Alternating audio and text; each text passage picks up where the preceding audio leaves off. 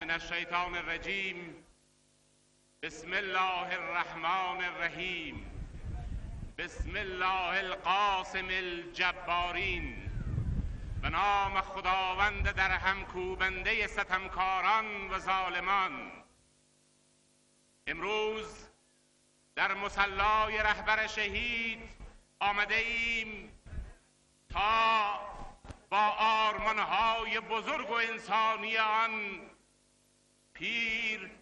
آن پیشوای آزاده، آن رهبر شهید پیمان بندیم که راحت بی رهرو نیست. عدالت در این سرزمین باید تطبیق شود.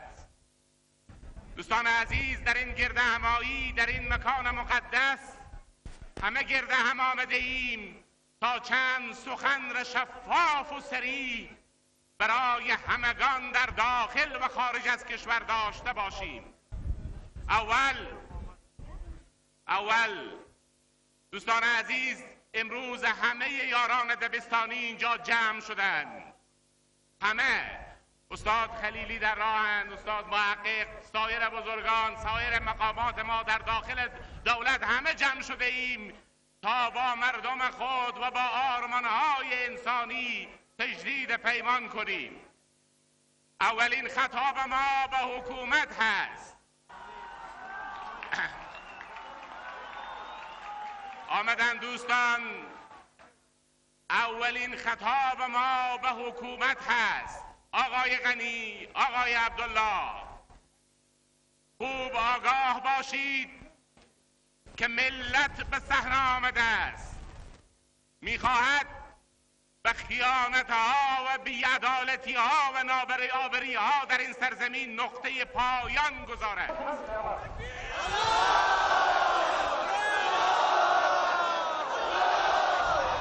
مسئله تطبیق ماستر پلان و انتقال پروژه توتاپ از مسیر بامیان میدان وردک خط سرخ ماست و به هیچ عنوان کوتاه نخواهیم آمد.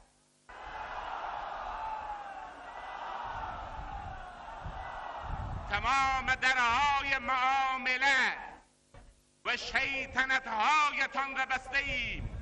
به شورای امنیت خود بگویید پول ملت را بی خود مصرف نکند. در میان ملت نفاق افکنی تا به کی؟ اقوام را رو در روی یکدیگر قرار دادن تا به کی؟ آقای غنی، آقای عبدالله، دو گزینه پیش رو دارید: یا به خواست عدالت طلبانه ملت تن میدهید یا خود را آماده کنید برای خروج از ارگ و سپیدار.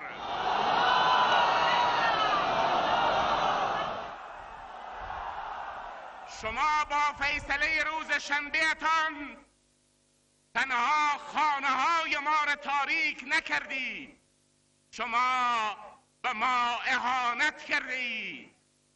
این ملت نشان داده است محرومیت را می تواند تحمل کند، اما تحقیر را تحمل نخواهد کرد.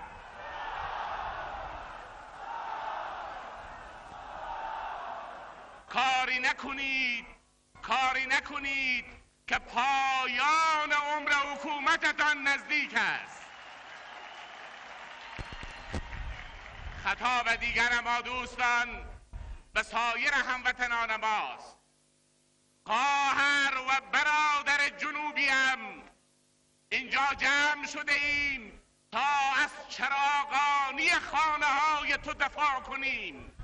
ما میخواهیم قندهار، خوست، تکتیای تو آباد باشد، اما تو هم نپذیر که خانه های مرکزی این سرزمین ویران باشد.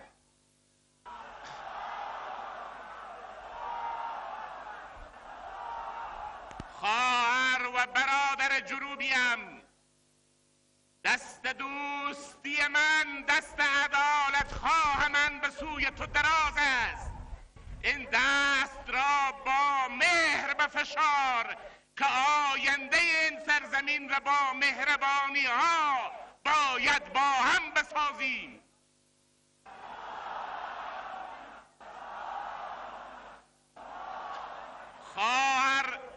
خطاب دیگر ما به هممیهنان عزیز شمالی ماست. ای کوه دامن قهرمان، ای سرزمین سوخته از جهل، دست دوستی ما، دست عدالت طلبانه ما به سوی تو دراز است.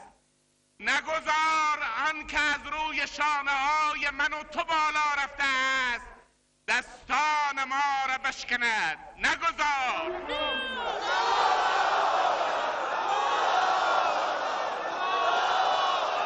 خواهر و برادر شمالیم، روزی که لین برق از جلو خانه‌ات گذشت ما کف زدیم، ما خوشحال شدیم که کوه دامن سوخته ما دیگر خاموش نیست. امروز بیا و پیوند به ما که با میان تو نیز خاموش نباشد. خطاب دیگر ما به جامعه جهانی است. دوستان بین المللی، کشورهای کمک کننده به افغانستان، گفتید سلاح بر زمین بگذارید امنیتتان تأمین است. امروز خونچکان و سربریده و مجروحیم. دوستان خارجی ما، گفتید در پروسه‌های سیاسی شرکت کنید تا در تعیین سرنوشت کشور نقش داشته باشید.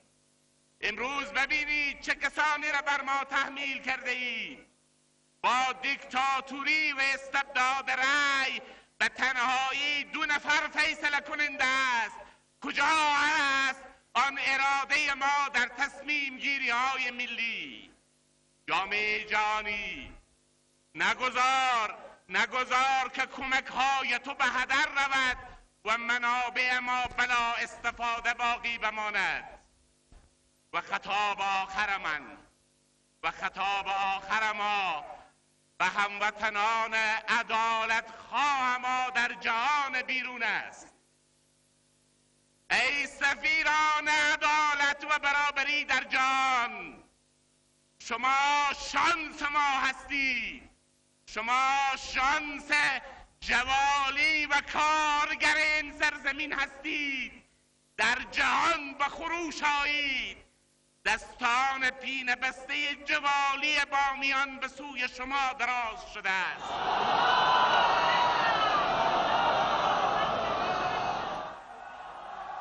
در هر پای تخت اروپایی دادگاه محاکمه رهبران حکومت فاسد را برگزار کنید. در روزهای آینده آقای غنی به لندن می رود. از همین جا می گوییم هر کسی از انسانهای عدالت خواه در جهان می تواند خود را به لندن برساند. سفر لندن را تبدیل کنید به محاکمه جهانی غنی و عبدالله.